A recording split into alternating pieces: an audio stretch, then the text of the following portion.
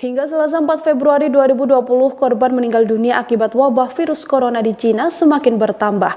Berdasarkan data real-time dilaporkan ada sebanyak 426 orang meninggal dunia akibat virus mematikan itu. Korban terjangkit melebihi penyebaran virus SARS yang pernah terjadi beberapa waktu lalu. Sebanyak 27 negara juga telah mengonfirmasi adanya infeksi. Dalam sebuah video yang ia unggah 25 Januari 2020 lalu, tampak mayat yang tertutup selimut dan ditinggalkan begitu saja di bangsal darurat. Dua warga Indonesia yang positif terinfeksi virus corona disebut telah melakukan kontak dengan warga negara Jepang. Dan warga Jepang ini kini tengah menjalani proses karantina di Malaysia. Juru bicara pemerintah untuk penanganan COVID-19 Ahmad Yuryanto mengatakan jumlah pasien yang positif terpapar virus corona di Indonesia ini bertambah sehingga total warga Indonesia yang diketahui positif terpapar virus corona ini menjadi 19 orang. Virus corona atau Severe Acute Respiration Syndrome Coronavirus 2 atau SARS-CoV-2 adalah virus yang menyerang sistem pernafasan. Penyakit karena infeksi virus ini disebut COVID-19. Virus corona bisa menyebabkan gangguan ringan pada sistem pernafasan, infeksi paru-paru yang berat, hingga kematian. Severe Acute Respiratory Syndrome Coronavirus 2 atau SARS-CoV-2 yang lebih dikenal dengan nama virus corona adalah jenis baru dari coronavirus yang menular ke manusia. Virus ini bisa menyerang siapa saja seperti lansia, orang dewasa, anak-anak dan bayi, termasuk ibu hamil dan ibu menyusui. Secara umum, ada 3 gejala umum yang bisa menandakan seseorang terinfeksi virus corona, yaitu demam, suhu tubuh di atas 38 derajat Celcius, batuk kering, dan sesak napas.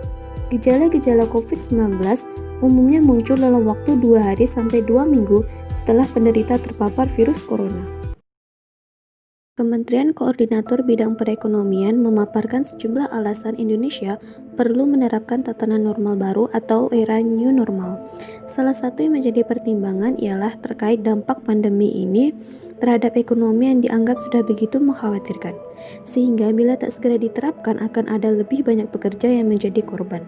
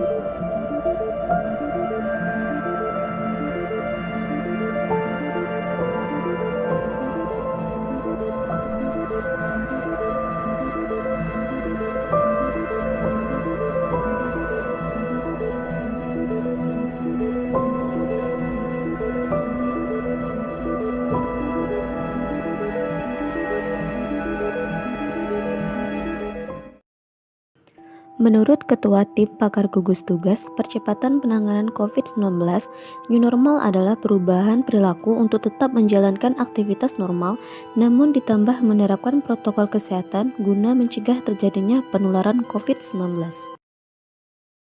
Apa saja protokol kesehatan COVID-19 yang harus ditaati masyarakat berdasarkan informasi yang dimiliki oleh Kementerian Kesehatan dan Gugus Tugas Percepatan Penanganan COVID-19 yaitu: yang pertama, jaga kebersihan tangan.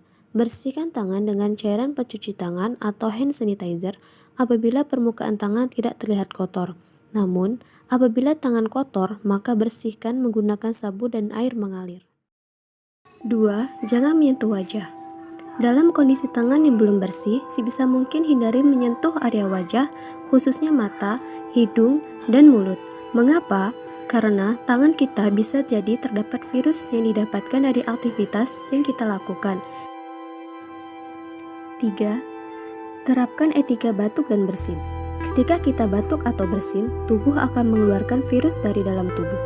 Jika virus itu mengenai dan terpapar ke orang lain, maka orang lain bisa terinfeksi virus yang berasal dari tubuh kita. 4. Menggunakan masker. Bagi Anda yang memiliki gejala gangguan pernapasan, kenakanlah masker medis kemanapun saat Anda keluar rumah atau berinteraksi dengan orang lain.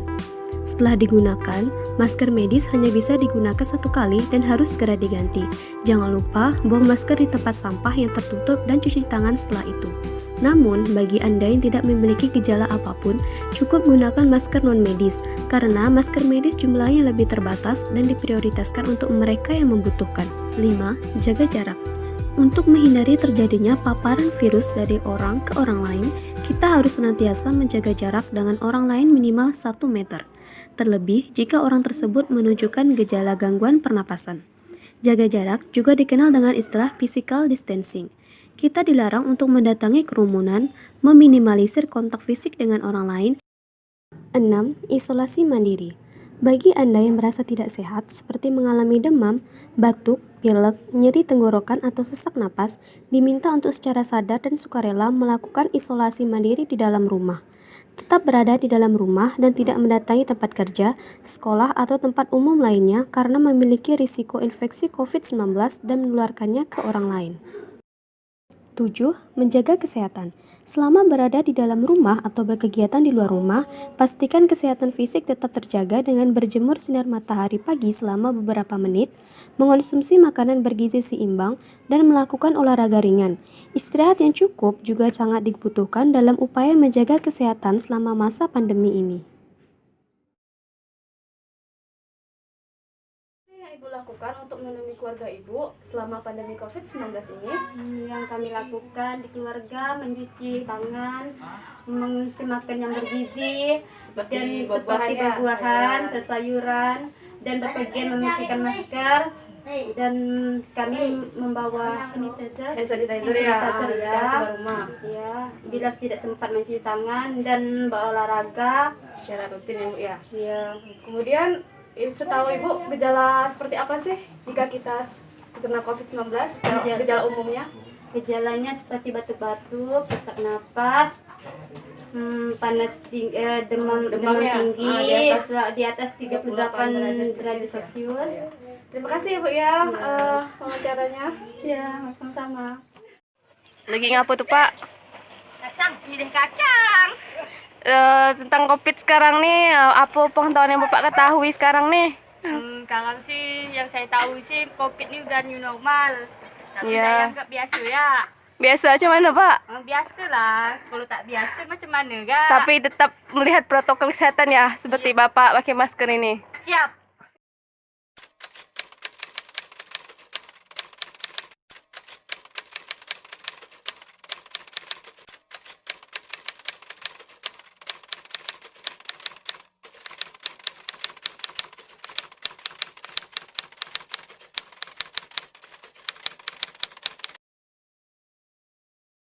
Satu, fungsi agama.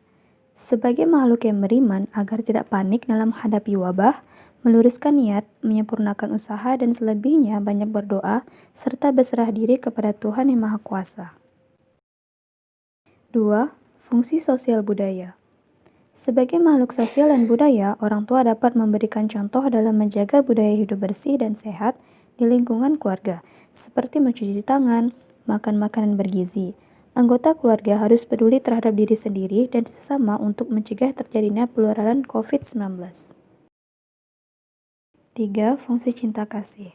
Sebagai wadah bersamanya kehidupan penuh cinta kasih lahir dan batin, keluarga harus berempati, memperhatikan dan menolong serta ikut bertanggung jawab jika ada anggota keluarga yang dicurigai sakit. 4. Fungsi perlindungan. Keluarga sebagai tempat perlindungan bagi seluruh anggota keluarga harus membangun rasa aman dan nyaman serta terlindungi dari paparan virus penyakit. Sikap tanggap terhadap ancaman dengan mengurangi aktivitas di keramaian dan jaga jarak dari orang yang batuk atau flu. 5. Fungsi reproduksi. Keluarga sebagai kesinambungan generasi harus terjaga dari ancaman yang menurunkan kualitas kesehatan, khusus kepada ibu hamil, bayi, balita, dan lanjut usia agar dijaga kesehatannya dengan meningkatkan daya tahan atau imunitas dan melindungi dari kemungkinan tertular dengan mengurangi kegiatan di luar rumah. 6. Fungsi sosialisasi dan pendidikan. Orang tua bertanggung jawab untuk memberikan informasi, mendidik dan melatih anggota keluarganya tentang nilai, norma, dan cara berkomunikasi yang sehat, dan memastikan tiap anggota keluarga menjalankan etika dalam kehidupan sosial, termasuk etika batuk dengan menutup mulut atau menggunakan masker, dan menjaga diri agar tidak tertular dan saling menularkan. 7. Fungsi ekonomi. Dalam keadaan siaga terhadap wabah, keluarga bisa hidup lebih hemat seperti tidak merokok, tidak bepergian, mengkonsumsi produk lokal, dan masak di rumah. 8. Fungsi pembinaan lingkungan. Peduli pada kebersihan dan kelestarian lingkungan, serta bersama masyarakat sekitar membangun dengan semangat gotong royong agar terhindar dari paparan penyakit dan virus.